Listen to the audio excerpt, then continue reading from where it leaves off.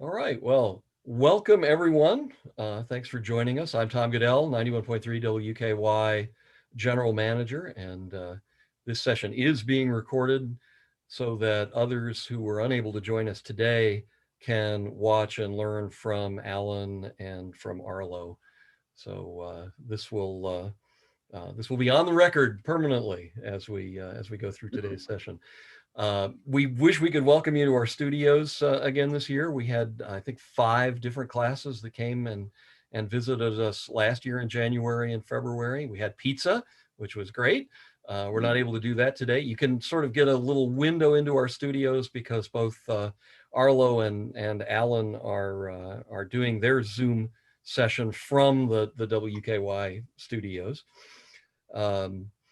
We did have one, I'm proud to say, one winner that participated in last year's Zoom session, or well, in studio sessions with us. Woodford County Middle School won an honorable mention award from NPR during the podcast challenge. So although there's only one big award that NPR hands out, there are honorable mentions, and excellence will be recognized beyond just that one podcast that wins for the whole nation.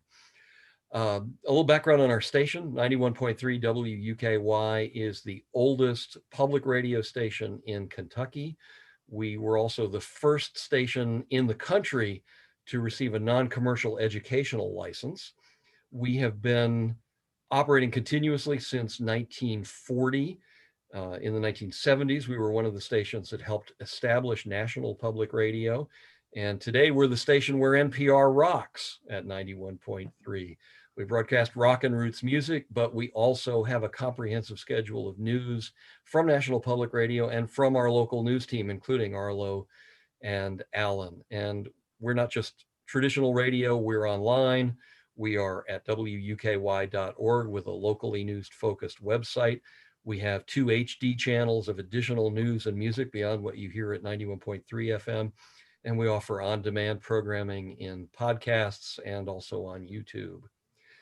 A couple of ground rules before we get started. I want to remind you that we can talk about podcasting, we can talk about interviewing, editing techniques, recording techniques, and we'll do all of that. But we can't specifically answer questions about your podcast and what you're working on with your class, because that could potentially disqualify your entry. So we want to be cognizant of the NPR rules as we go through this today. But we do want to give you an overview of podcasting and production, and hopefully help you have the tools you need to be successful in this year's NPR Student Podcast Challenge. And with that, I will turn things over to Alan, who has been our news director for 15 years, an award-winning journalist, an audio producer. And if you have not listened to 91.3 WUKY, you can hear Alan every weekday, Monday through Friday, from 4 to 6 p.m. He's our local anchor for All Things Considered. So go ahead, Alan. Thank you, Tom, and good morning to all you student storytellers. Thank you for joining us today. This is obviously a project kind of near and dear to our hearts, because what we're trying to do is kind of pay it forward a little bit. People did things along the way for Arlo and myself to inspire us, to lead us into our chosen career paths. And we hope that today will be one of those days for you. Maybe not all of you, but maybe 1 or 2 or several will realize, hey, this is really cool, and this is what I want to pursue maybe when I get to college, or maybe do it tomorrow. So again, thanks for joining us today. Arlo is definitely going to be the one who will guide us through this whole process. And before I get to Arlo, I just maybe explain a little bit about WUKY. And since I've been the news director, obviously a lot of things have changed in the interim. We didn't have podcasts per se when I took over. We did have cell phones. People were still faxing things. There was the internet, but pre-YouTube, I don't think there was YouTube or anything like that. So, I've had to adapt. My staff has had to adapt. One of the great things, though, about public radio is you're here at the right you're hearing from the right people to tell you about podcasting, because public radio its forte is long form storytelling, and a lot of this contest. I don't want to say it's a misnomer, but what you're putting together is a feature per se. When we talk about podcasts, it's almost like a series, and a lot of the podcasts these days are just long conversations. Well, they have their place, but what you're being called to do is to storytell, tell informed stories, and Arlo has vast experience in that, in that particular realm. And we have some examples, of course, of winning entries, and what you're going to need to know as you're going through this journey. So with that, Arlo, I'll throw it over to you. All right. Well, hi everybody. I didn't get my chance to say hello, but hi out there. It's a little strange addressing a bunch of black boxes, but I'll be monitoring the chat. So if you guys have a question for me at any time, yes, hello Savannah. Yeah. I can see them. They look good. Yeah. The chat. Oh, you can see the chats too? Yeah. Okay. Awesome. Well, to get started, let's see here. Oh, I need to share my screen, don't I? So I'm going to go through some of the materials that NPR provides, which basically we're going to talk about sound recording and the different technical aspects that you'll have to tackle. Luckily, this is a lot easier, as Alan said, with the information technology we have these days. It's not that hard to produce some kind of audio that sounds pretty good, especially with cell phones being so ubiquitous. They can be your whole recording platform and editing platform. You could do everything on there. So I think that should be pretty accessible. Let me share the screen here and we'll get started talking about that. Let's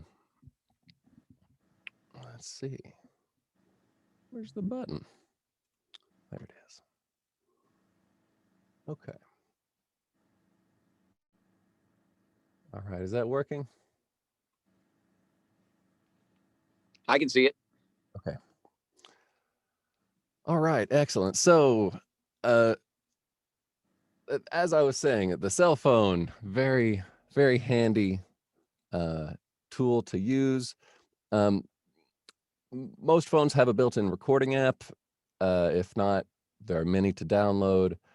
And then more than likely, it's going to be easier for you to edit on a computer. There are different programs, many of which are free. Audacity is a good free editing program. We use Adobe Audition here at the radio station, but that costs a little bit of money. And so what you'll be doing there, okay, I gotta find this. While you're looking for that, the students have access to a program called WeVideo, and it has an audio only function on there specifically for podcasts. It was requested. So they have that on their Chromebooks. And if we get back in the building anytime soon before we finish this project up, they will have the most current version of Adobe Audition at the I get a tongue twister with that one in the lab, so that they might play with that. Cool. Well, Adobe Audition is definitely the thing to use. It's got lots of options for manipulating audio, and if that's what you guys have or will have, then I can actually share my screen and show you how we use it here, so that you can use those same techniques with the same software. Okay, so another thing to touch on, I was trying to find material that you could look at, but I'll just talk about it. Just to sort of go over what sound mixing is, it's the process of combining different interviews and stuff you have, and also, oh, we can't use music as a background, can you? Well, or natural sound, background noise, stuff that really roots you in the story. Mixing that in a way together, combining it in a way that's engaging. And I just realized that I'll be able to demo that a little better later in Audition. So let's move on. Okay, so the first thing to do really is to decide what your topic is going to be. And there are lots of different things. I believe past winners have included, what are some of the topics of past winners, Alan? Well, one was about a school in Brooklyn, and they were talking about kind of a sensitive subject, and girls and the changes that they were going through physically when they got to be adolescents, and that was again a sensitive topic, but it did win. Off the top of my head. Another one was about a history of a particular area in Tennessee where an elephant got loose, and they had to put the elephant down because the elephant actually killed somebody. It was the circus was coming through town, if memory serves. Those two were they came to mind. We do have a couple of examples to play. As far as winning entries, right, Arlo? Yeah, let's actually go look at those. I'm sorry, it's a bit of a bumpy start for me. I'm a little nervous, but I'm getting into it. I appreciate that, Alan. I needed a couple examples. And the elephant story, if I'm not mistaken, that was a local thing, like that had happened near. Yeah, I think it was in Nashville or the Nashville area. It was Tennessee for sure. And that one won because I remember hearing it on the radio. I remember hearing it on NPR. Right. Yeah, so that's something. Well, I'll come back over here just for a minute if I can. Oh, it's not letting me click on my tabs.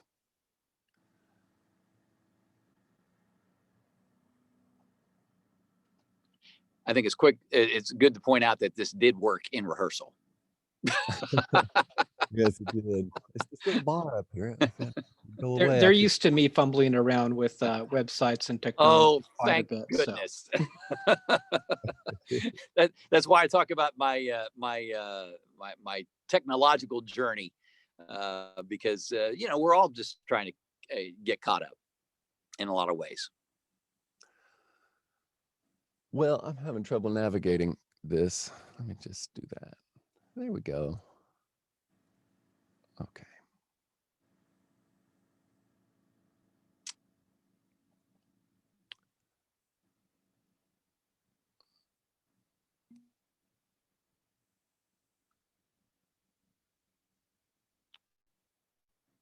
Okay.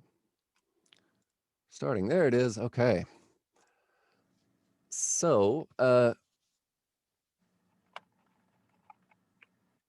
when it comes to getting your ideas together and deciding on the topic, you can consider something from your area, something local, or something more ubiquitous, like the other thing that Alan said about the other winning podcast entry about girls going through puberty and that sort of thing. That's not really area specific, but can resonate with at least 50% of the population. You can go either way with that, but you definitely want to make sure that you consider your listenership and something that they're going to find interesting.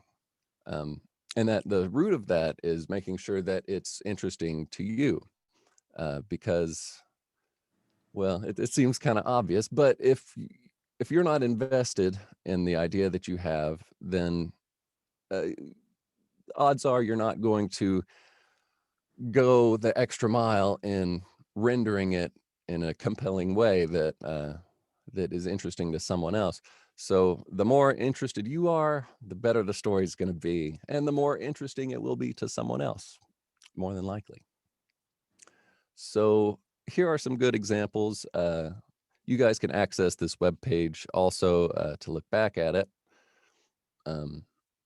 It's right off of the NPR Student Podcast homepage, but you can tell a story about your school or community, a moment in history. That's a cool one. That also would be covered under the elephant story. It's both local and historical. Both sides of a debate about an issue that's important to you. That can be more of a more political and therefore more touchy. So for these purposes, I don't know. I mean, it's completely up to you what you want to cover. I would warn you though that to tackle an issue, especially something that's currently like being debated in the public sphere, you know, that makes your work that much harder to be fair and to be, you know, make sure that you're really treating the subject matter well. So make sure that you're prepared to go after whatever you do end up deciding to. And then what do you want to change about the world? That's a good one. Explain something that kids understand and grown-ups don't. There's a lot of examples of that. TikTok, I think, would be one for me. Yeah. All sorts of technology, and like you said, it's a new world, and the young people are better equipped than the old to handle the technology revolution. So maybe that could be a topic. I mean, that's something that you guys should discuss amongst yourselves. Something that we've done in these sessions previously, back when we were doing it in person, was workshopping ideas for that. And, you know, we can't actually inform what you guys do. As Tom said, we don't want to get you guys disqualified, but maybe at the end of the session, if that seems agreeable, we can pitch some ideas, and or you guys can pitch ideas about stories that seem compelling to you, to actually get some interaction involved here, and then we can sort of tell you, you know, whether or not what sort of challenges or angles you might want to pursue for a particular issue. Arlo, can I jump in here? Yeah. And Tom, would hypotheticals be? I suppose we could take a hypothetical issue and offer a hypothetical suggestions and things of that nature. But to get specific, I think that would kind of violate the spirit and the letter of the law. So we can talk broad concepts, and, you know, like if you're going to do a story on X, well, you're going to need to consider these resources and things of that nature.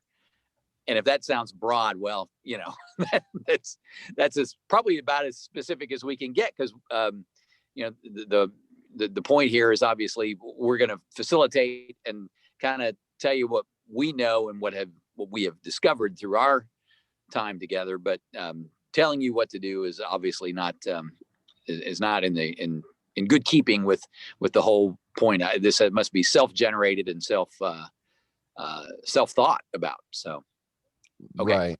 So go ahead. Yeah, that's a very good point to make. And maybe that's best left to you guys in your classroom to brainstorm and figure out what exactly you want to tackle. But okay, let's move on. That's something that is important. You're going to have a compelling topic, and I'm sure you'll find one. Yeah, usually for this kind of project, I have the students come up with a proposal, and they'll have like guidelines of what needs to be in that proposal. So they'll have an idea and kind of, you know, they'll show it to other students. They'll kind of get it to be a strong proposal that they'll start before they actually start working on the podcast. So we'll have like probably one day in class where they will have their idea. They'll come into class with their idea, and we'll discuss it. And they'll talk about it with each other and with me, and then they'll settle on an idea for it. Okay. Excellent. Sounds like you guys have got your process figured out. So I'll leave that alone, and we can move on. One of the most important things in journalism and in creating a podcast is getting the right people, making sure that you have the right sources, the right interviews for the topic you're addressing. That usually means someone in charge. If you're doing something, where there's an organization involved or something official, you're going to want to talk to the head honcho, typically, although in some organizations there are media people who you'll talk to, and they're, I guess, what do you call those, Alan? Media Spokespeople. spokespeople? A spokesperson, someone who handles the media relations, the public relations, someone in the know. I mean, someone who's intimately involved in what you're trying to cover, brings some knowledge to the story. And a lot of times we have called those in the business talking heads. You need a talking head here to maybe fill in the gaps in terms of, well, the research says this, or our findings have been this, or according to the statistics.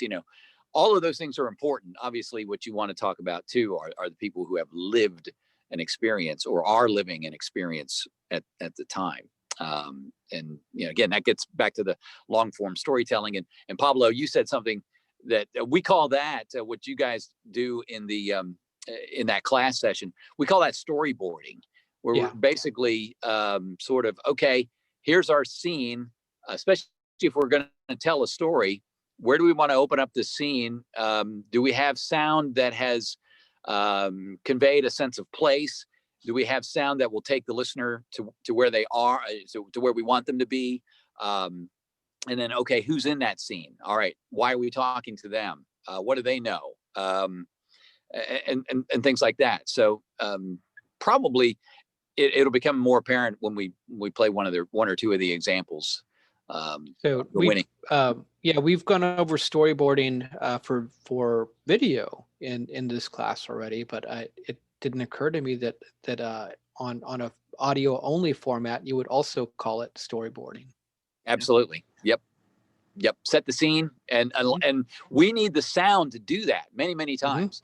I'm putting together a story right now about a new tour that's available at Ashland, the Henry Clay Estate, where they basically, and I took the tour myself over the summer, and I'm going to use an awful lot of natural sound to tell that story. I mean, we will take our listeners on that journey of discovery, just as I was at the time, and then add, in telling the story, I will also narrate and also add things that I also learned along the way. And how did they put this story together, or how did they put this tour together? What did it take?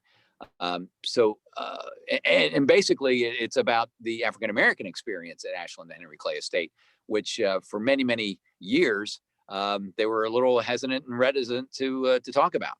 But now they realize in this, if you want to remain relevant in the 21st century, you have to tell a more inclusive story. So I just share that as an example of how we approach long form storytelling at WUKY. Okay, sorry about that, Arlo. I hijacked your meeting, but I hope that was informative, perhaps.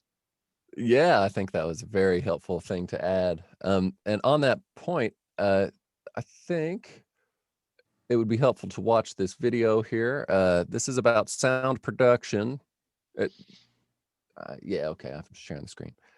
Yeah, let's just watch this and see what the folks at national NPR in Washington, D.C. have to say about this very topic.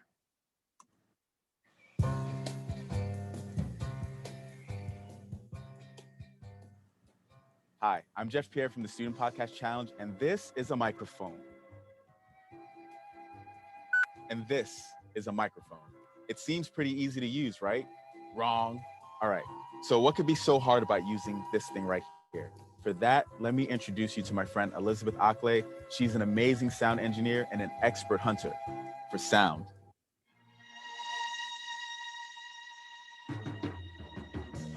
Yeah, it's true. I spend my days fishing and hunting for sound. My job is to capture sound as it occurs so I can accurately paint a picture of the environment. So if my interview takes place in the forest, I'll use those sounds to create a natural sound bed. But how do I capture those sounds? How does it behave? Let's examine this through the art of interpretive dance.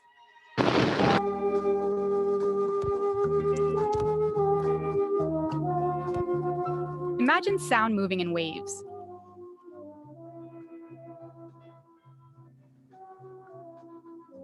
Every surface affects sound differently. A soft material like a pillow absorbs sound waves, while a hard surface like metal or a polished wood floor reflects sound, creating an echo. A microphone is designed to capture sound in specific ways. At NPR, we use two main types: cardioid, also known as a directional mic, which captures sound in one direction, and omnidirectional, like your cell phone's mic, which, like its name implies, captures sound all around it. So it is important to know where your sounds are coming from, and also what's happening in the space. How is sound bouncing around? What other sounds are competing with it? What can you do to reduce competing noise getting into your microphone? Thanks, Elizabeth. All right, so now that we have a better understanding of how sound works and how to better capture it, here are 3 simple tips for getting good sound. Tip 1, set your levels and then do a test run. You want to know your tool before you actually have to use it, so make sure your levels are set in an audible range. Make sure your louds aren't too loud, because that's when distortion can happen. Also, watch out for sounds that are too quiet, because you'll get a lot of interference and background sounds that your mic will pick up. Tip 2, get close to your source. The farther away you are, the more other sounds can penetrate your microphone. Angle your mic slightly to lessen P-pops and S's. P-pop, Susan Stammer. Those are just some annoying things that our mouths do that can blow out the mic's balance. Tip 3, remember, your mic can actually hear you, so stay as quiet as you can. When you're talking to a subject, listen with both ears through your headphones and wait until your subject is completely done talking before you respond. Okay, don't forget to submit your podcast to the Student Podcast Challenge. Submissions are open in January and close in March. You can read the rules and find more information at npr.org/studentpodcastchallenge. Good luck. Okay. Well, that was a cool little video. I think there's some great advice there, Arlo, and I think I would keep in mind as you're trying to decide on your topic for this podcast that you think about sound. I mean, we all want to be safe during this COVID era, so there may be less of an emphasis in this podcast challenge on interviews and conversations and more on the sound of the story that you're trying to tell. So when you're looking at a topic, think about where can I, if we're going to do this topic, where can I get the best sound and the most interesting sound, and be sure to incorporate that into your discussion, because I think that's going to make a real difference this year. Yeah, that's a very good point. Because it's harder. I mean, it's dangerous. It is properly dangerous to interview someone in person right now. So with interview ability limited, you are left with what you have, which is the ability to mix sound and to use sound emotionally in a way that complements your story to connect with people. And speaking of that, speaking of interview alternatives to being in person, obviously, if you do end up interviewing someone in person, you're going to want to have a mask. And something that I've done is put my microphone on the end of a broomstick, and it's about 6 feet. So, or a little less, but with my arm extended, it's about 6 feet. And you're a tall guy. I'm a tall guy, so just want to get that distance, be safe. With a reach. Yeah, try to get as much reach as you can, just to respect your interviewee and protect both of you. But another thing I know that we need to touch on this because, this is the medium that we're meeting in right now through Zoom and other video conferencing programs. That's a huge part of what we do now here at the station is using programs like this and the internet to connect with people and get our interviews. And for those of you who don't know, is there a way to screen share the actual? Yes. Okay. Oh, well, that didn't seem to work. All right. Well, anyway, in Zoom, there is this option. So you guys might have it at the bottom of your screen. There's a button that says record. There's a way to just record audio. If you try to do it right now, it won't let you because Tom is recording and he's the host. But whenever it's your own session in Zoom, you can record it. You can make it so that it's just recording audio. And then you can use that to edit with. Yeah, anytime you hit record, it will actually save a audio only version in that folder that everything is saved in as well. Oh, that's right. Yeah. Very good. Yeah. Thank you for that reminder. Yeah. So Arlo, why don't we sort of play examples now of what makes a good podcast, or at least in the eyes of the judges. Just maybe one or two samples of the winning entries from past years, so people can kind of get an idea of okay, I don't want to copy them, but I want to take maybe some of the principles that I heard and apply them to my story idea. Yeah. And there are lots of really cool podcasts that students have done. Okay, so there are some of these here.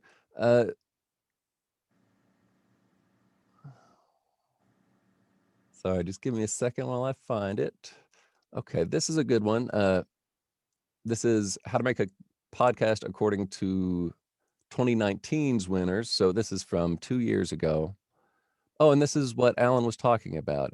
This covers the topics of girls going through puberty and periods. So let's give this a listen and see what the students who put that together had to go through to win the challenge.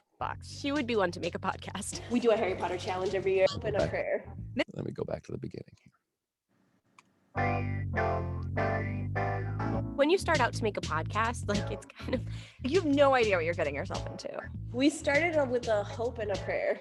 Miss Hawk is the kind of teacher that thinks outside the box. She would be one to make a podcast. We do a Harry Potter challenge every year. Yeah. To read the most Harry Potter books in 1 month. Yeah. She's an English teacher in the Bronx, and the NPR Student Podcast Challenge, it is right up her alley. Yeah, so she gathers a bunch of 8th grade girls and tries to convince them to make a podcast. 2/3 of them had no concept of what a podcast was, right? I already knew it was just talking into a mic. I thought it was those annoying people talking in the radio and then they're trying to interrupt you listening to good music. But as it turns out, this totally boring thing, this assignment to make a podcast, it was going to change their lives and their school. And in the next few minutes, we're going to convince you why you should make a podcast for NPR Student Podcast Challenge by telling you the story of one of last year's winners.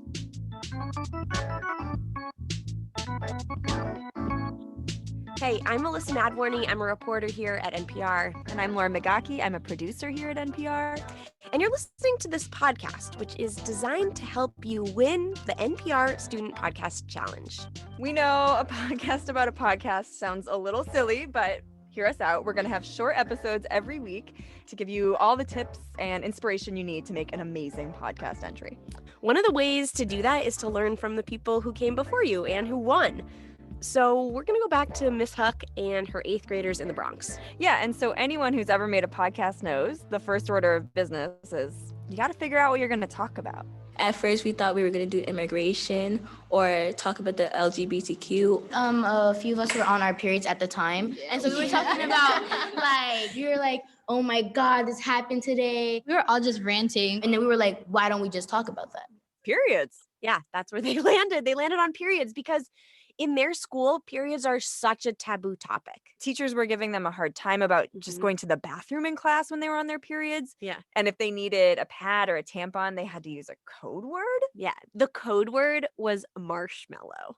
Marshmallow? Oh my gosh. The girls hate marshmallow. Here they are talking about it. If we want a pad and we don't have it, we have to go to the main office. We have to ask for a marshmallow. It shouldn't be like, oh, I need a marshmallow or I need a pad. It should just be like, I need a pad. I'm on my period. Okay, so they landed on a topic, but they still had a long way to go, right? Yeah, I mean, they were doing this after school. Even just finding space to meet about their podcast was a major challenge. Every week, I kid you not, for 4 months, every Thursday we were in a different classroom. It was a lot of moving around. We just didn't have a space. That's the teacher, Shetaz Hawk, talking with one of the students, Kathleen Restituyo. So neither of them had ever made a podcast before. Yeah, they didn't have fancy equipment or anything, but it didn't stop them. We crushed it with one laptop, one microphone, and 3 cell phones. She didn't even know how to edit audio. We were watching YouTube videos what is this clipping tool? How does it work? Yeah. Okay, hopefully this year you can listen to us and not have to panic watch YouTube videos to learn how to edit audio. Yeah. Sorry about that. We will definitely be your guide for those crunch moments, for sure. Those moments of panic. So the girls are working on their podcast and they're meeting every week. They're doing research on periods. They talk to their family members. They poll their classmates. They're recording a ton of stuff and the deadline is approaching. And they realize they have a lot of audio. We had 67 minutes of audio. What should we cut and what should we not cut? Yeah, 67 minutes, that's a lot to cut. Oh boy, I've been there. And so I think the lesson here is not to say that you shouldn't record that much audio. It's normal. We gather hours of tape at NPR to do a podcast. But the key is digging through all that audio and finding the good stuff. Yeah, you want to find moments that make you connect with someone or make you laugh or make you cry. That's the really hard part, is finding those gems in all of this sea of audio. And usually that means listening back through all of it. But don't worry, we're going to have another episode on how to pick the best tape. So stay tuned for that. Yep.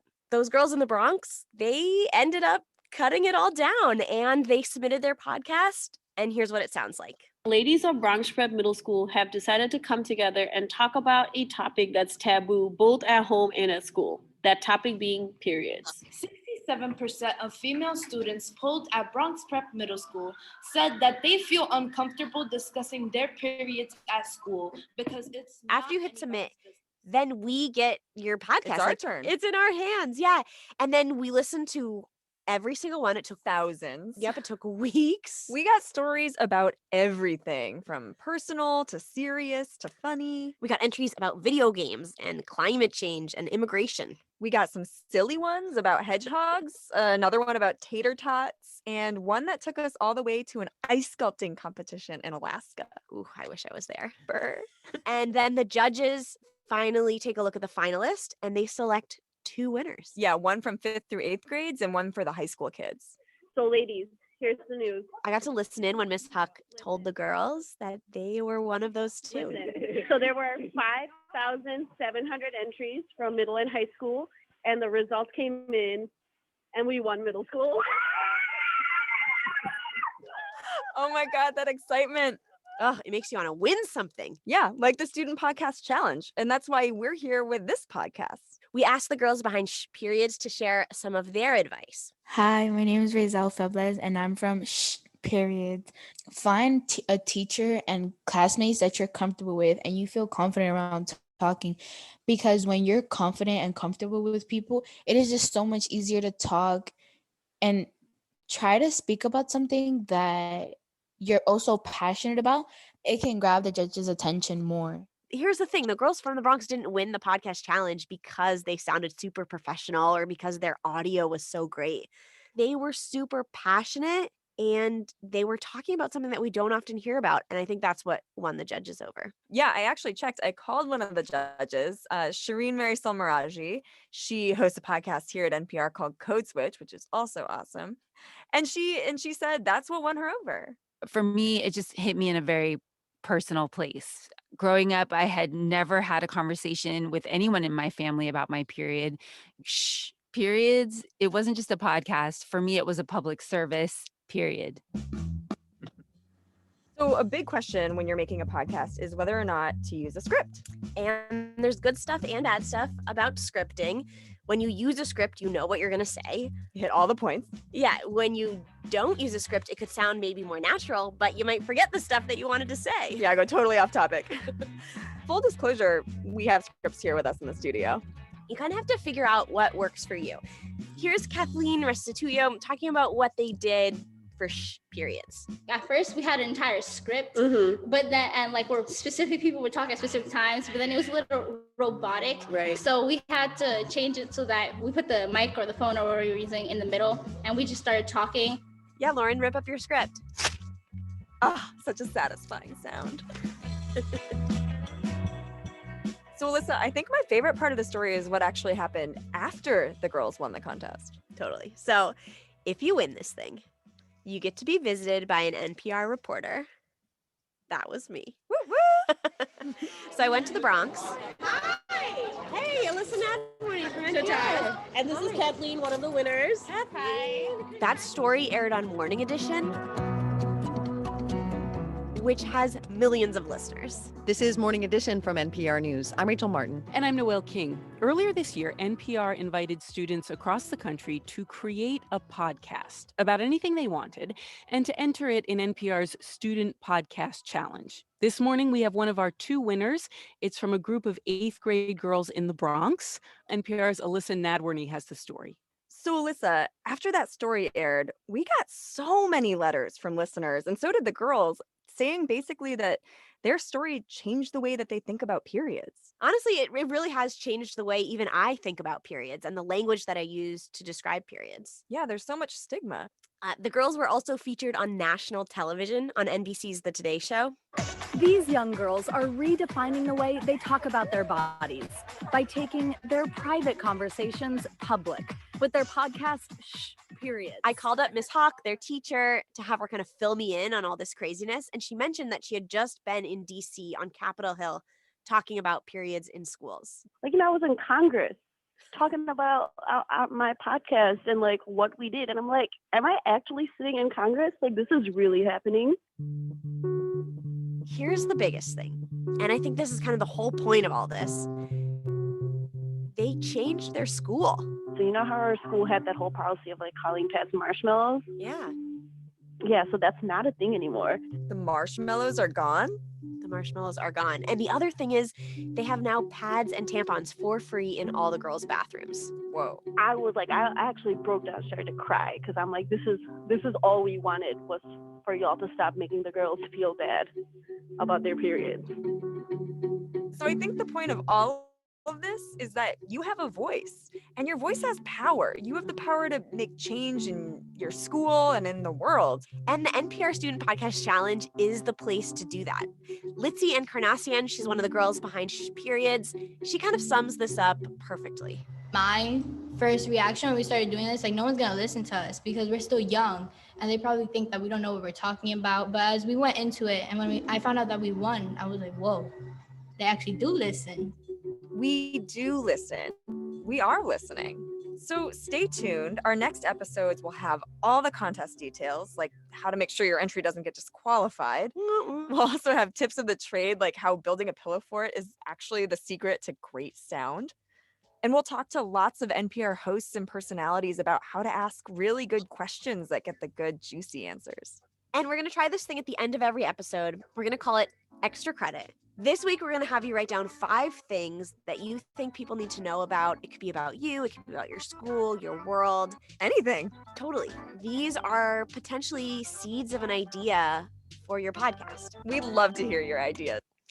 Okay, I think we got the gist of that. And that's a good little homework assignment. I mean, it could be a good way to brainstorm, get everyone to write out their 5 top, their 5 ideas, and then pick the best one. So I think there was a lot of good stuff in there. I'm sorry, I'm having the hardest time controlling this. Yeah, sometimes I'll ask them to, when they make a top 5 ideas, to purposefully include a horrible idea. And that also gets you thinking, not just on, sometimes you'll get stuck trying to come up with the best idea. If you think of the worst idea, sometimes you can turn that into something that's not so bad either. Reverse psychology. I love it. Yes, on yourself. Yeah, exactly. I like that. Hey, Arlo, I'm going to step out for a minute or two. I got to get the do some news gathering real quick, but so don't mind me. All right. Right. See you later. I'll be back. Okay. I'm going to, in the chat, I'm going to send a link to the students podcast that we just listened to the page where you can see all of those, because they just started doing that last year, and it's a great resource. I wish we had it in years past, whenever we were doing these sessions. I'll put that in Canvas for the students when you type that in there. So okay. that'll be on the module in Canvas, guys. And those, of course, they're actual podcasts, so you have to listen through them to get the advice you need, but they're very listenable, and by listening to them, you can also get an example of what a podcast sort of sounds like, what the flow is between narration and the interview clips and the natural sound, the music. I'm sure you might have seen me sort of dancing to the background music they had. All of those elements have to integrate, and when you get it right, it's compelling. But something that we should go over is the fact that you, according to the rules, you can't actually use music that is licensed to anyone else. But you could say make your own music. Like if you wanted to have a background, like some sad piano notes behind a particularly poignant interview or some little part of it, you yourself can record the piano, but you can't use someone else's recording as part of this challenge. Let's go check out the rules, and we can go over that just to get an idea of the boundaries here. I think one real challenge here is that one of the rules is you have only 8 minutes to tell your story. And right. I think it was Mark Twain or was it Abraham Lincoln said, "Excuse me for sending a long letter, but I didn't have time to write a short one." So sometimes the biggest challenge is taking all this material and turning it into a compelling 8 minutes. So keep that in mind as you're working. I mean, you've got to have a story that you can sustain interest for 8 minutes, but you also need one that you can wrap up in that time. And it can be a real challenge. I'm one of those, and I don't know how Arlo works in terms of production, but I love to have an hour's worth of material. I would rather take a 30-minute dull interview and turn it into 4 or 5 compelling minutes for air than to have just a straight 4-minute interview. So just keep in mind that time limit, because that's a real challenge. Yeah, they mentioned that too in the podcast we just heard. They said they had over an hour of material, which is a good place to be. I mean, that way you have options, and at that point, when you have that much material, you can also take it in different directions than maybe you initially thought it was going to, because you find this one little bit that it wasn't exactly what you were intending, but there can be enough material to support that angle. So yeah, that's a good piece of advice, to collect as much as possible and then be brutal in slashing it down and condensing it, because you're not going to get somebody to listen to an hour worth of your material. You gotta, find the good stuff in there that's going to make people listen. So let's go over the rules here. I've got the web page pulled up. Okay, so the contest, that is incorrect, I believe. I think the deadline is actually March 15th. That's what Alan said, March 15th, and that sounds right. Yeah, I saw that on another web page, but okay, so that's incorrect.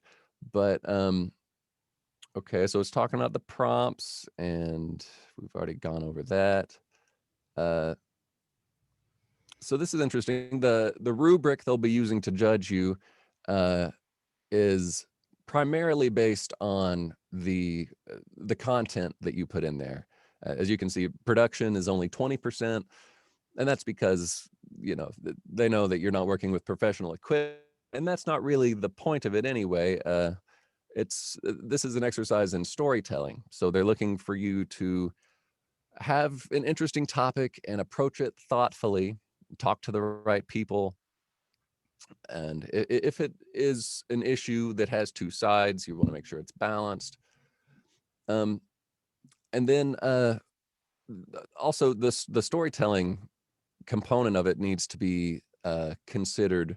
And there is sort of a way to tell a story so that it will work. I won't say it's like a recipe, because it doesn't work for everything. And you want to tell different stories in different ways, depending on what it is.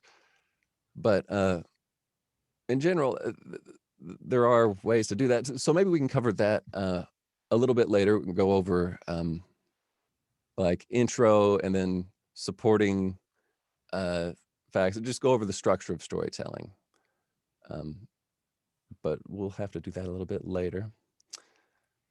Okay, here are the rules. It must contain original work, as I said. It all has to be produced by you. Any background noise, any music, between 3 and 8 minutes long. I'm sure it won't be a problem for you to produce at least 3 minutes. I anticipate the problem being shaving it down to be under 8 minutes. That's usually what I struggle with, is being as brutal as I need to be and as decisive about what needs to go, because when you collect all these little bits, you just want to include them all. But again, you want to maintain your focus and make sure that it's succinct and it gets the point across, and you don't lose people's interest. And I think 8 minutes is sort of the upper end of when someone might someone's mind might start to wander listening to a podcast, or well, it's a good boundary, I think. So 8 minutes, 3 to 8 minutes. Yeah. And it can include some original music. Okay. Yeah, do pay attention to those that link there that about the music, because that will help you if you do decide you want to try to put some music into it.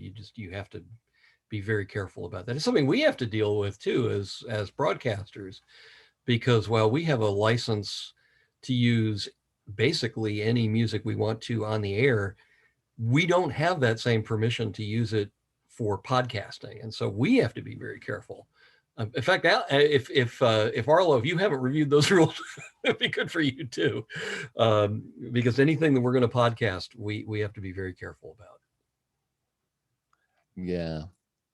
Okay, I've now gone to a second page where it says that the deadline is February 15th.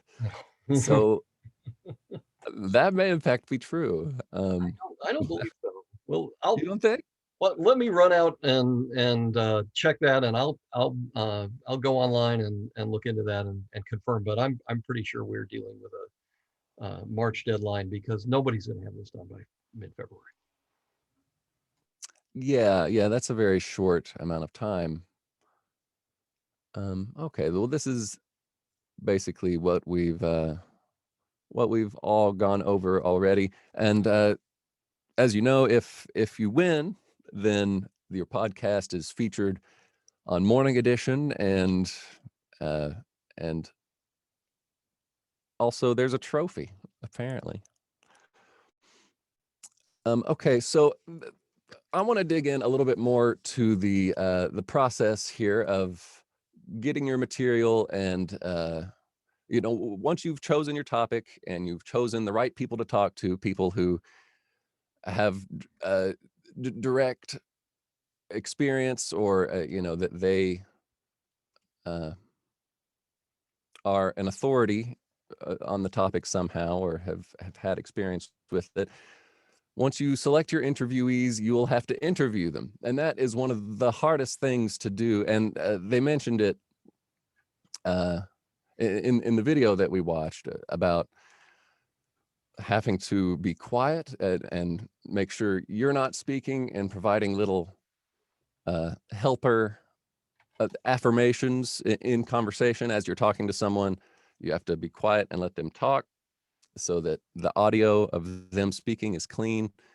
And there are lots of other things to consider when you're interviewing someone, and trying to get the best answers you can out of them. So I think the best way to cover this is to go to this video that was put together by NPR's Steve Inskeep. And this was back when they were doing their the StoryCorps segment, I think over Thanksgiving. And the project was to interview your family. So that's the context of this video, is interviewing your family members about stories from their life. And of course, that can be applied to any other person that you're interviewing about any topic. So let's go watch that.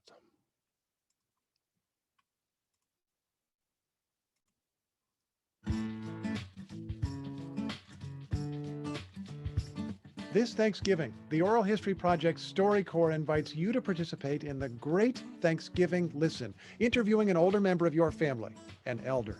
I'm Steve Inskeep, host of the NPR News program Morning Edition, here to tell you that you don't need a big fancy studio to produce powerful conversations. All you need is the StoryCorps app and these 5 tips for great interviews. Before we begin, think carefully about who you want to interview. Why them? What is it that you hope to learn? What should you ask? Let's get started. Tip 1, ask what questions. Come up with questions that begin with the word what. What did you do?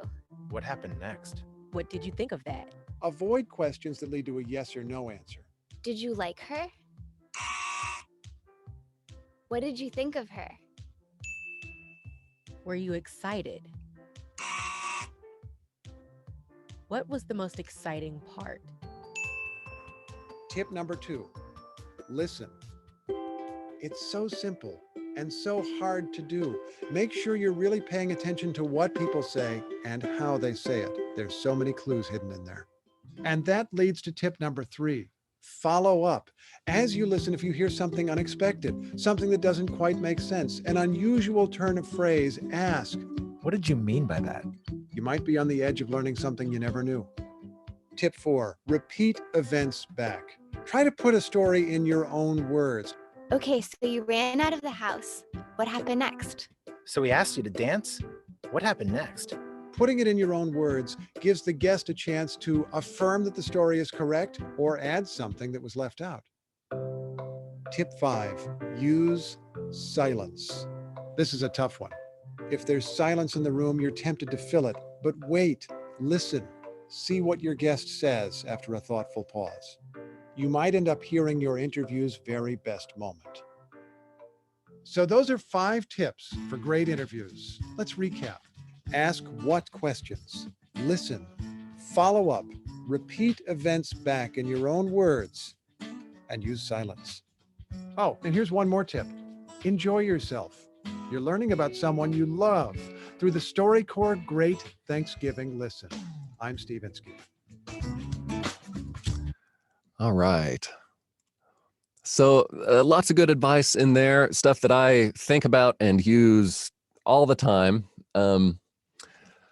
Especially asking what questions, not giving anyone an easy way out of the question that you've asked, because if it's a yes or no sort of question, then they can just say that and then they don't have to explain themselves. So, you want to try to prompt people. What and how is another good word to keep in mind, because that lends people to describing. It sort of forces them out of their comfort zone and makes them explain themselves. Other good advice there. Yeah, well, they said, well, let me go back and look at it. They had that list. Okay, so listen, follow up. Follow up is a good one. And repeating events back also. Oftentimes when you do repeat events back, you can find that it prompts your interviewee to want to explain it further, because something about putting something in your own words makes people want to contradict it a little bit, as if it's their story.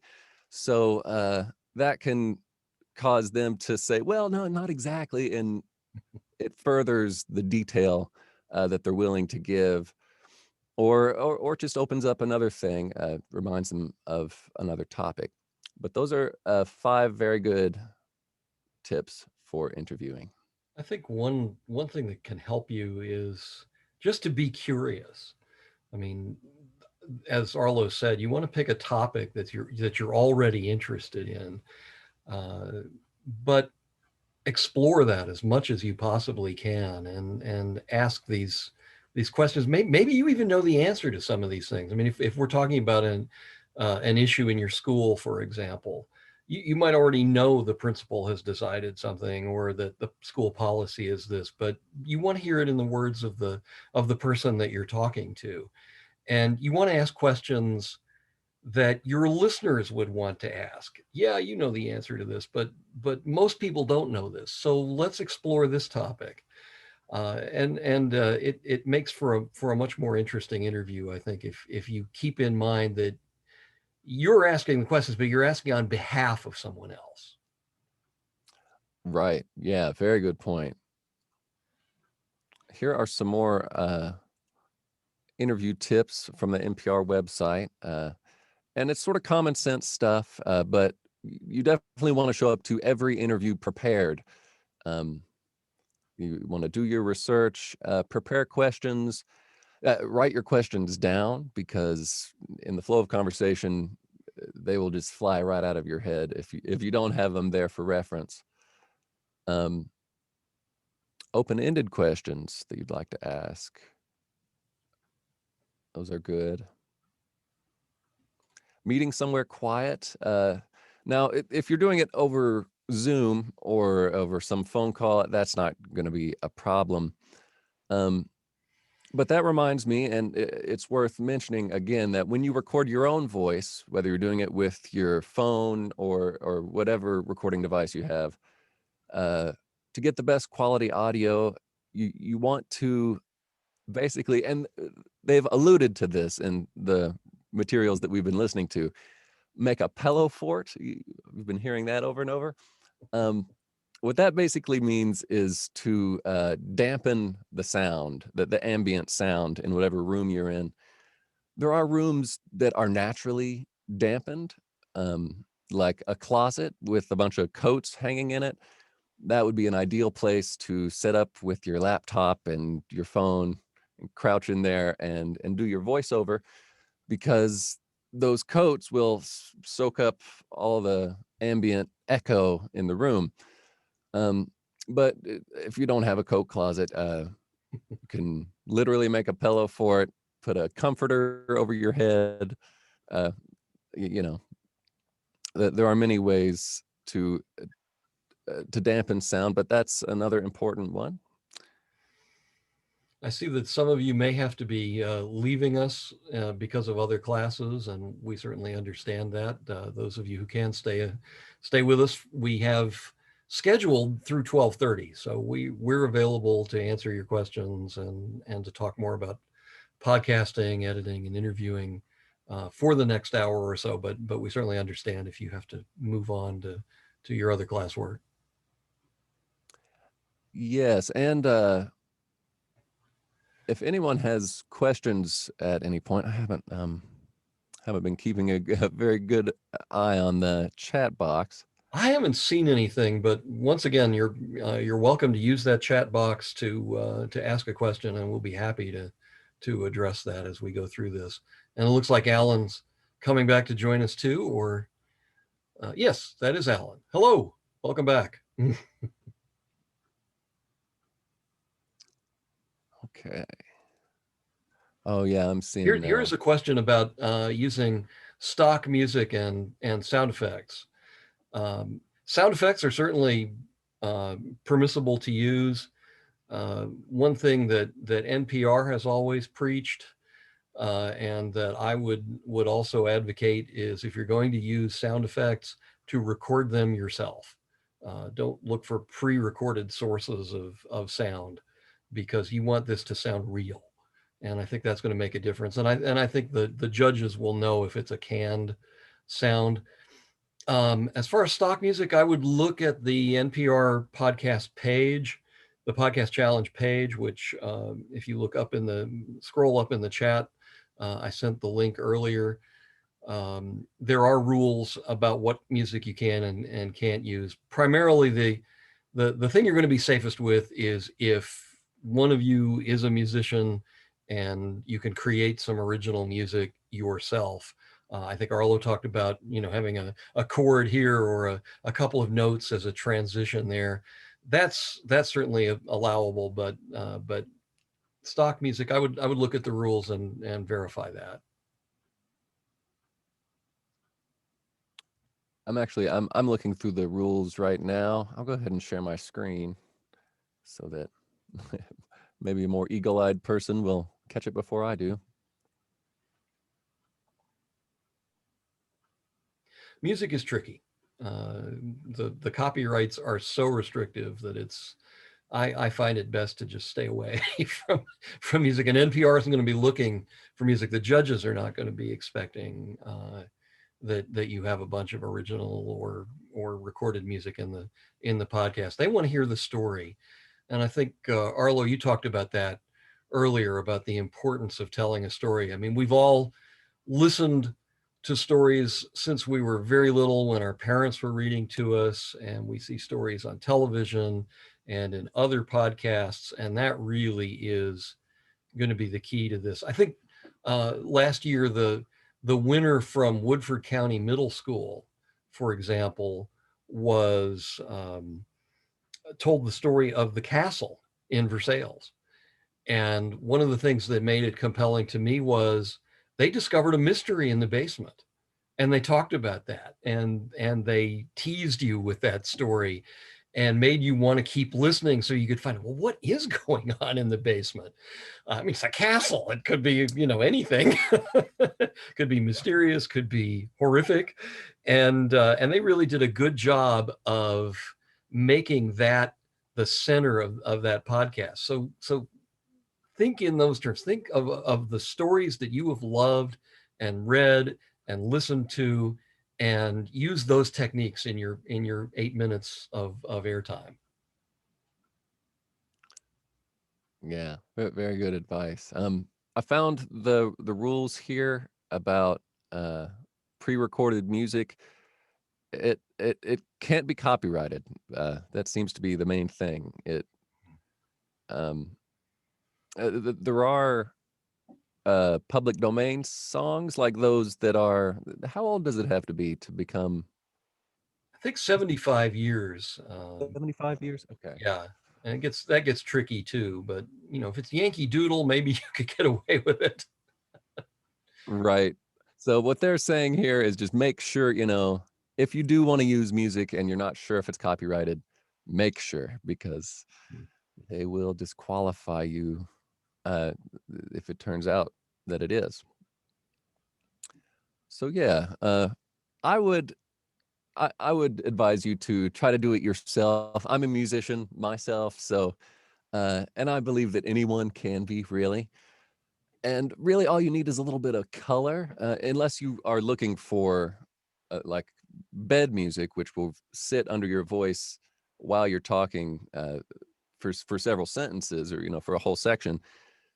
That may be a little trickier to do yourself, to make music that lasts that long. But if you're just talking about adding some emotional color or a transition, or just taking a moment, because something that's cool, something that they do in podcasts that I listen to a lot, is after a particularly impactful segment, there will be like 5 seconds of sort of reflective music, and it allows you to sit there with what you just heard and process it.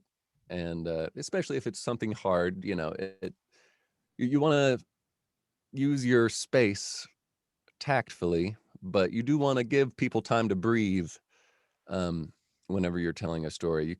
You don't want to just barrel on from one thing to the next. Once you've finished a thought, a lot of times it's nice to have just a few seconds of reflection at the end of it. And I've got this other page. Let me find it. I've been booping around quite a bit here. Well, while you're looking for that, Alan, you won an AP award a while back for use of sound, and maybe you could talk a little bit about that, the story that you did about baseball. You'll have to unmute to join us, but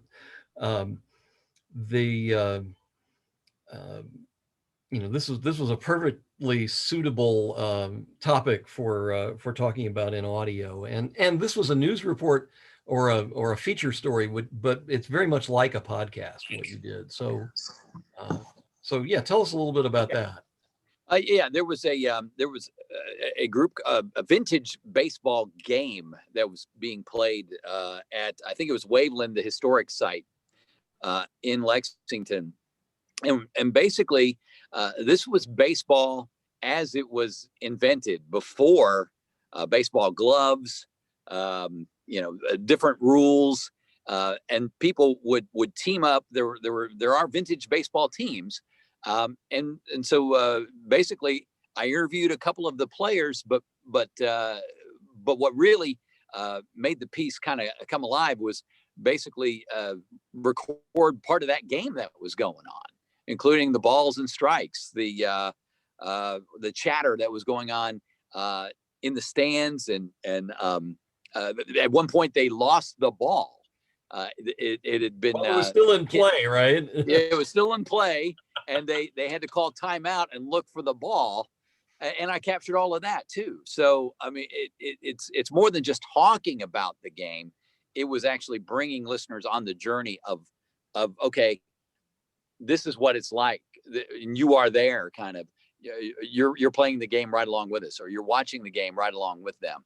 And it was a lot of fun to put together. It's a lot of work, but it's a lot of fun to put together. And it's the only way that I'd want to tell that story now. Unfortunately, I don't know if they're going to be doing any vintage baseball games anytime soon, thanks to COVID, but it was a real nice slice of life, and the sound effects, and it was a beautiful day. And we're able to capture all of that on my recorder. So yeah, it was a lot of fun. And obviously you can do that too with things that you come upon, maybe an event of some sort, a local event, or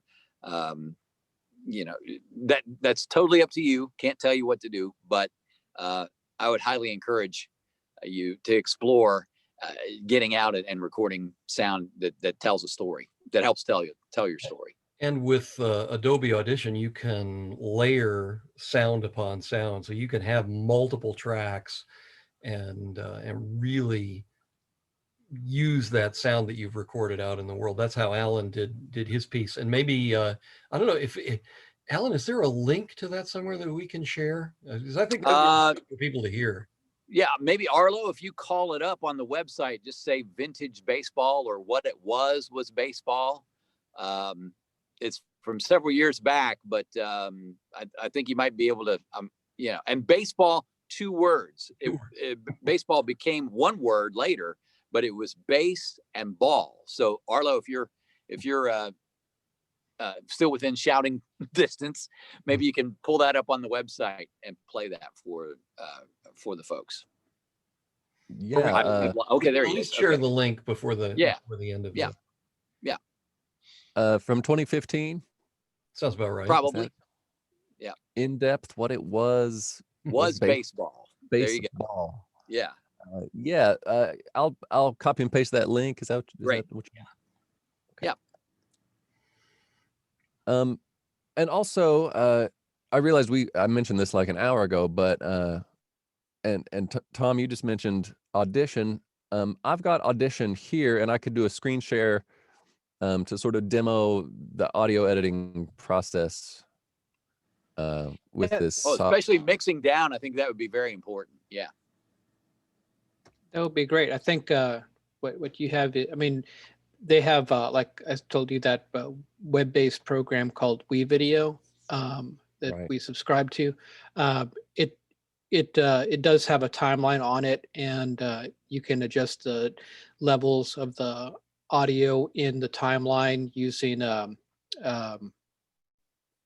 I'm blanking on the term, the little points that you drop on the keyframes. Sorry, you can do little keyframes on the on the timeline there, and cut it, add multiple layers of it and whatnot. So that can apply to the program they have available right now on their Chromebooks. Yeah, that sounds the same. Sorry, go ahead. At this point, it's probably ancient history to talk about, but audio editing has come a very, very long way. When I trained in college, we were actually physically cutting tape and splicing it together, marking the tape with China, with a China marker, physically cutting the tape, splicing it together, and that's how you would edit. So be thankful for technology. It's a lot easier now than it was X amount of years ago. many, many moons. Let's say last century. I think that's fair to say. Last century. Last century. Yeah, I'm glad I don't have to cut tape. Although we still call it that. Yeah. It sounds cooler than, editing bytes or whatever. These are some of the tools that we actually use. This is called a splicing block. And this is splicing tape. I still have my block and my tape. I think you can tell how old a radio broadcaster is by whether they have these or not. Mhm. Yep. Okay, so I guess we'll do the Adobe Audition little demo Yeah, give here. us a little a taste of what it's like there, Arlo. Okay. I'll share my screen to Audition. All right, so first things first, I gotta make a new file.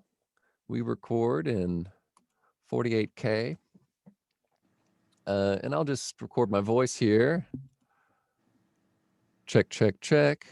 You can see the waveform popping up. And this is the part I'm going to delete. And then here's the ending.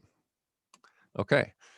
So there's the waveform. I'll talk about editing an individual audio file first, and then we can pop over here to the multi-track and talk about mixing in other tracks together. So this is what it's going to look like. I'm sure you guys have seen some version of this before, of a waveform. But when you're editing your interview, say this is an interview with somebody. So the simplest thing to do, at least with Adobe here, is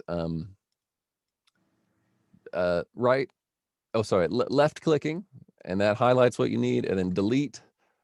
I use a lot of keyboard shortcuts. Delete is a good one. Control Z if you realize you actually want it back. And I assume you know the keyboard shortcuts for copy and paste, Control C and Control V, and cut, which is Control X.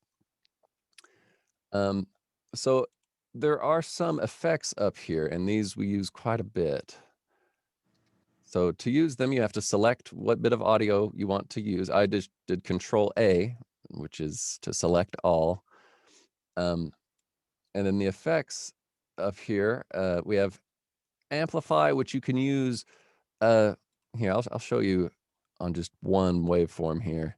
Like, say that was a word that needed to be just a little bit boosted.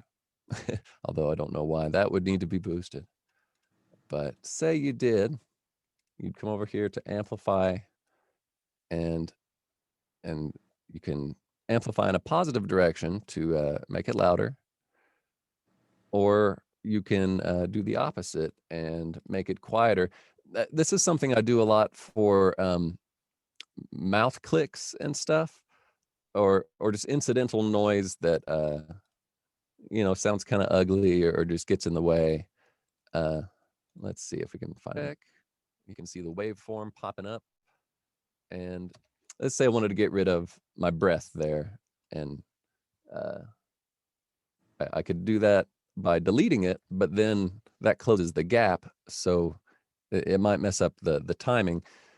So if you just want to get rid of the sound without getting rid of the space in time, just amplify it down, and it'll basically go away. If you do that again, it'll basically go away. So that I use quite a bit. Also, normalize is another function with basically the same thing, but normalize to 100%, and that will take it to the maximum of what the sound card of your computer can handle. And that's normally, I would recommend that you do that after you're done with every file. And if they're all normalized, then they should all be consistent, and you won't have any audio files jumping out that are louder or quieter than the others. Okay. Amplitude and compression. These other ones you can use, but compressors and stuff probably won't help you all much with this. And the judges aren't looking so much for like professionally produced sound anyway. Yeah, that's probably the amplitude is the main thing here. Let's see.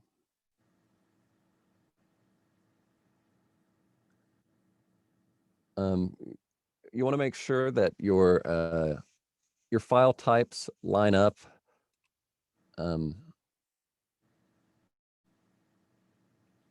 We're saving to a wave format here. That's a pretty standard one. You guys might use MP3 or something else, but just make sure that it's compatible with the software you're using.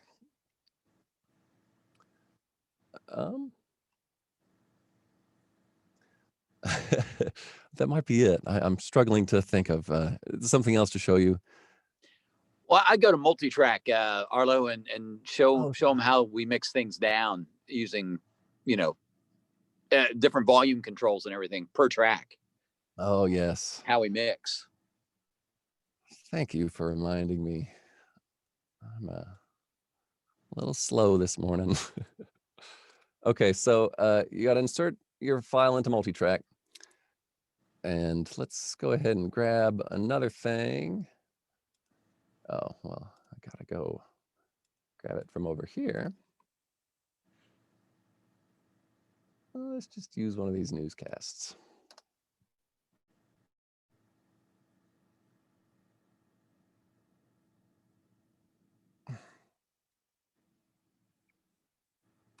We'll insert that into multi-track as well. Okay.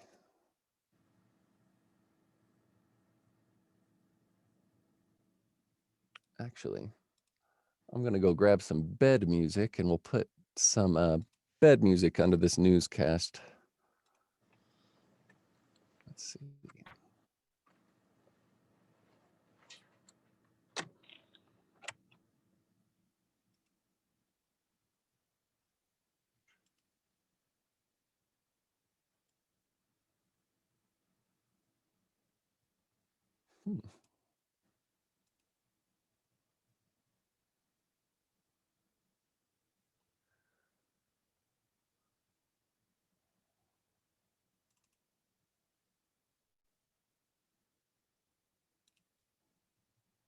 Okay. I'm going to get some weather report and insert that into the multi-track.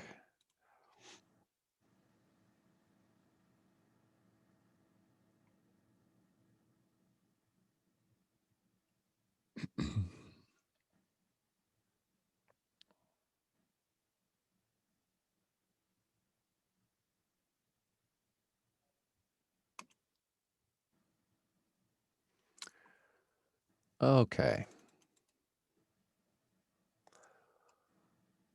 All right, so there we've got, this is our vocal track. Let's give that a listen real quick.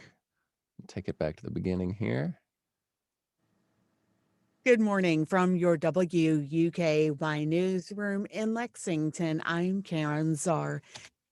That's who I'm supposed to be, or at least that's what it says on Zoom here. That's my coworker and Alan's and Tom's, Karen, from the newscast this morning.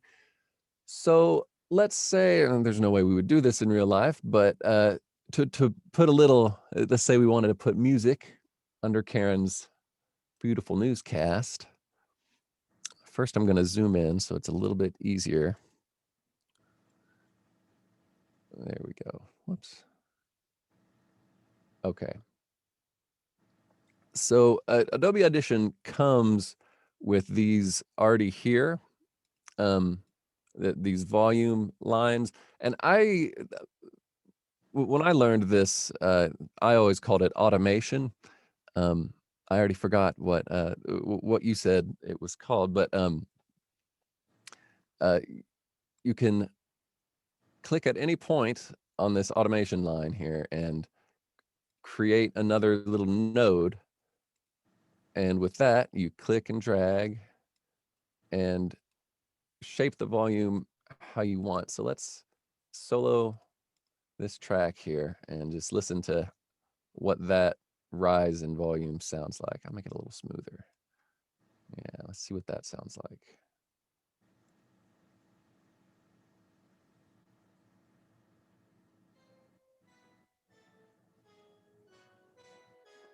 Okay, it's a very slow build.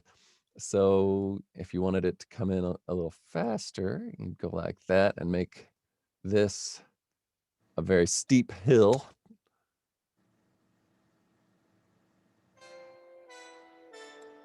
Steeper.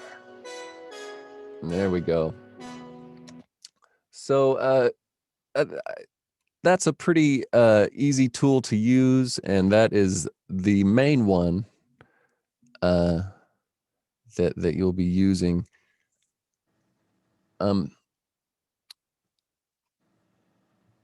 Let's see.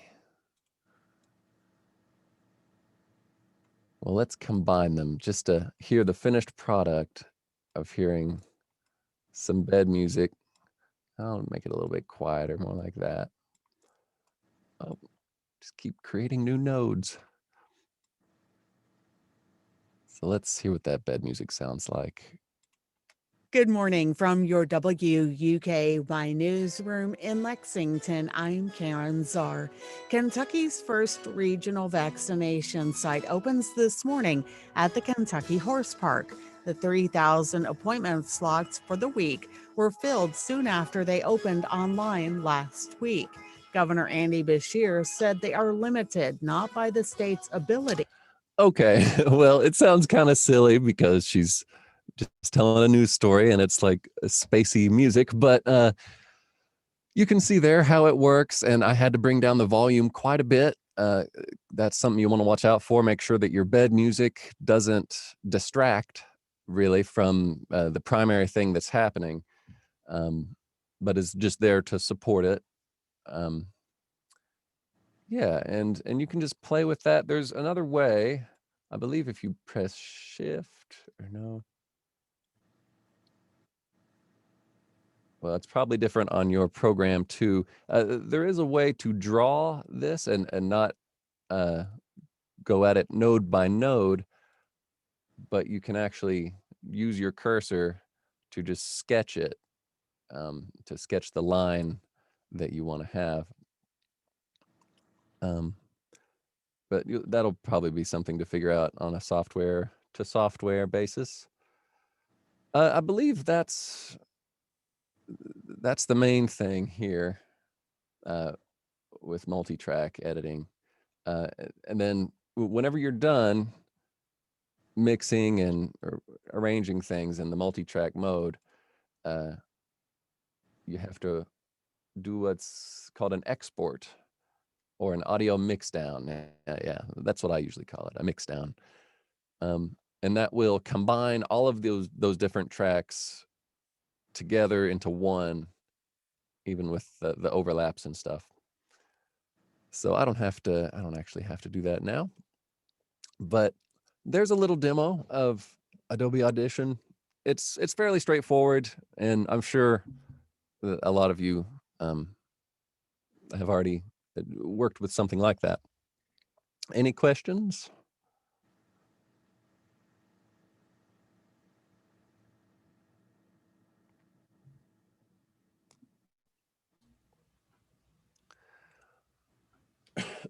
Something else you might consider, yeah, it's pretty straightforward. I feel almost silly demoing it, but hopefully that was somewhat helpful.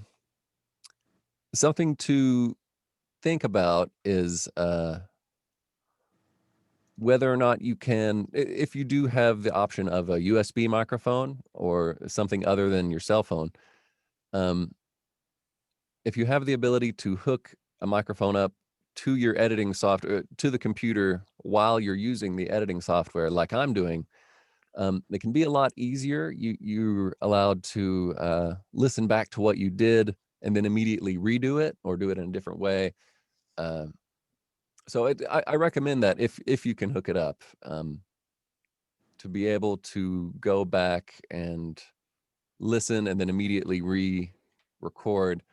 It gives you a better sense of where you're taking it and what adjustments you do want to make. Yeah, we do have a class set of USB microphones that work with their Chromebooks, and depending on whether or not we're back in the building and whether or not their families have chosen to bring them in, those will be available for them to check out as well.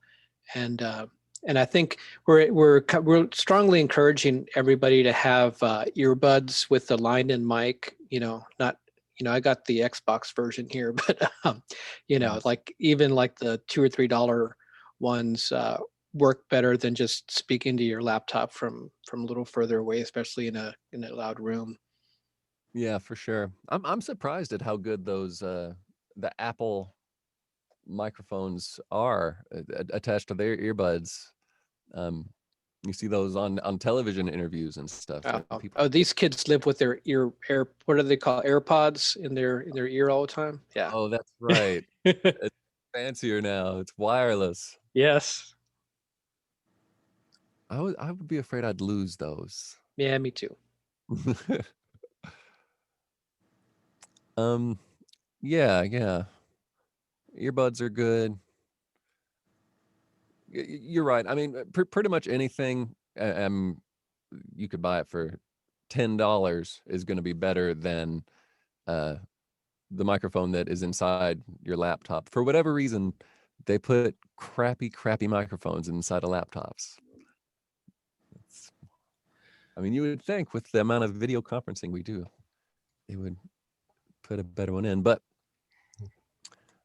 you have something to add, Tom? I was just going to say that I'm amazed, though, at the quality that you can get out of a cell phone these days.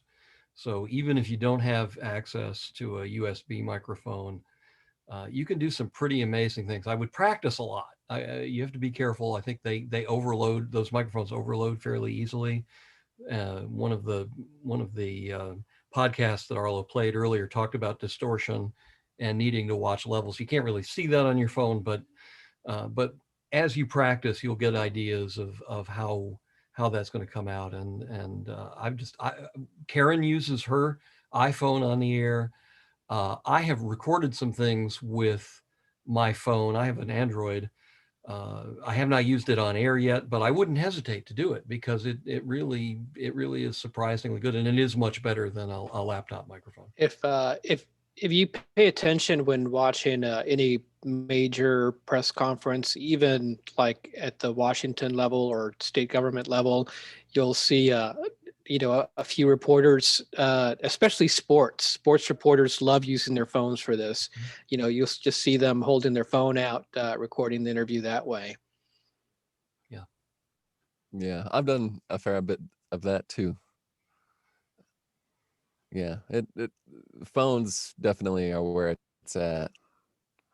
I guess that's why the microphones are better there. That's where they're putting the money. That's where all the development's going. Okay, I see some folks are leaving us because they have a 12:10 class, and we understand that. And you will be able to watch this video later if you want to either review it or to catch up on things that you had to miss.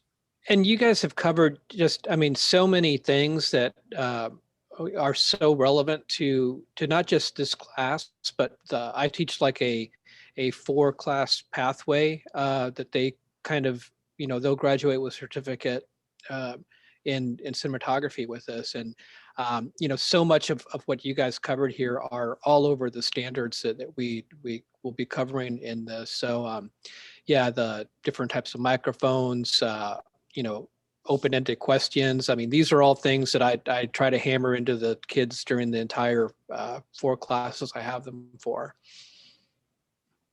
Good. That's good to hear.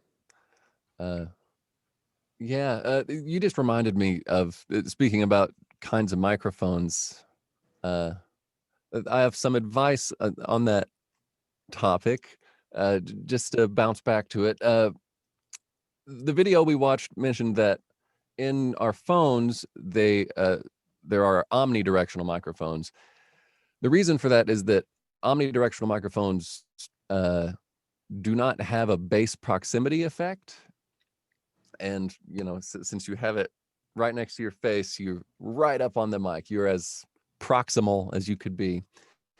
And the bass proximity effect is what happens whenever you get really close to a microphone. It starts to sound bassy. I don't know if it'll happen with this one. This is a nice mic, but if you get really close to a microphone, it starts to sound really muffled and bassy. Omnidirectional mics don't do that. So they're good for voiceovers, but they do pick up 360 degrees. So you want to make sure you're in a very quiet room. If you are using your phone, then pay extra attention to sound dampening and stuff. And if you're using a cardioid pattern mic or a bidirectional mic, there are other pickup patterns. Cardioid is the most common. The thing to watch out for with cardioid is not getting too close, because you will get that bass proximity effect, and it'll sound kind of blown out, like a blown out speaker. But yeah. A big problem we have is, maybe you could come over and help us one day, is they built our studio, our classroom studio, right above the cafeteria, and the cafeteria vent actually goes through the wall right in the studio, and we can not only smell the chicken tenders and the fish sandwiches every day, but we can hear the, it's like a little lawnmower engine above us, and then the sound of the fan, coming up next to us. So, man, that's bad planning right there. It's really hard to get good sound in our studio. That's rough. We actually, here at this studio, we're right next to a train, or train tracks. Various trains come through, and so that's a big problem. But this building that we're in, and we're in a very nice new space. It has Tom can correct me if I'm wrong, I think the floor in this studio out here was about $1 million. And the only reason was to make it, it's on rubber risers so that the vibration from the train doesn't bother our recording process. Is that right, Tom? That's all correct. So we're very fortunate, and if you've got a studio issue, you may want to look at some alternative recording locations for doing your narration or interviews, because although NPR says that production's only 20% of it, they do need to be able to hear and understand what what the content of the podcast is. So I'd look at some alternative locations. I'm surprised. This is my home office that I'm in right now, and this space is surprisingly good for recording. It's not made for that. I have to stop every now and then when a plane goes overhead, but as far as some of that echoey sound that Arlo was talking about earlier, that where you sometimes have to build those pillow forts, or some NPR reporters have actually been known to take a quilt and just put it over their heads while they record. I don't have to do that in here. So this space works well. It really depends, and that's another thing that I would advocate experimenting with as much as you can. Take your phone, take your USB microphone, go to different locations, and find where it works best. Yeah, a lot of these students, a lot of these kids have their PlayStations and Xbox, and are active in online gaming and whatnot. I found this is a $20 pair of Turtle Beaches I got on a clearance. It messes with the green screen there, but the headsets they make for gaming are so good for teaching class. And and if I need to get in a little Call of Duty between classes too, like some of the students, I could do that. Sure. Another thing I wanted to mention, Tom, what you were saying about recording spaces made me think of it. A car, especially a newer car like an SUV, something with lots of plush interior cushioning and stuff, that is one of the best places I've found to do voiceovers, especially if the house is noisy, because I have dogs and stuff. And yeah, a car is a really good sound isolation environment. So if you can't find a coat closet or a comforter to throw over your head, you might try locking yourself in the car. Of course, then there's a problem with, like, where do you set the laptop, and how do you hold the microphone? Because you don't want to hold the microphone necessarily, because you might get handling noise. you usually want to set it down. So, there are logistical problems there, but the automobile is a pretty good spot. Yeah, I think the rest of my class probably has a 1023 class that they're going to. So we're probably going to lose everybody here in the next 2 minutes or so. Just to warn y'all. All right. Well, if there are any last minute questions, we'll be happy to field those. And even if you think of something on your way out the door to class, of course, you can always send it to your teacher, send it to us. You can put it in the chat now and we'll send you back a reply. But Arlo or Alan, unless you have something to add, we really appreciate your time and attention today. Alan, anything? I just think it's great that that this contest is out there, that it's available, that to inspire you all, and I just wish you the best of luck. Yeah, I would echo that. Good luck, and make sure that you do something exciting, so it's something that really gets you excited and that you can't wait to interview people about and to tell other people about, because that's what you're doing really, is you're turning people on to something that you think they need to be aware of. And you sort of pass that story forward and, hope that the story that you're able to tell can affect someone else's life. And maybe as we heard in the example of previous winners, maybe it can actually change school policy or national policy. What you talk about and how you tell a story can make a big difference. So do your best, and I can't wait to hear how it turns out. Yeah, definitely. Well said, Arlo. I think that's good advice, and it's a great place to stop.